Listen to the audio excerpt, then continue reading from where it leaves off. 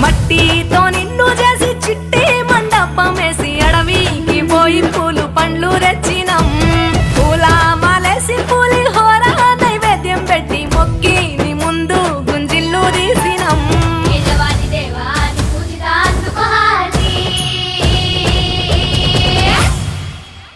గజనన Ganapati గజముకుడే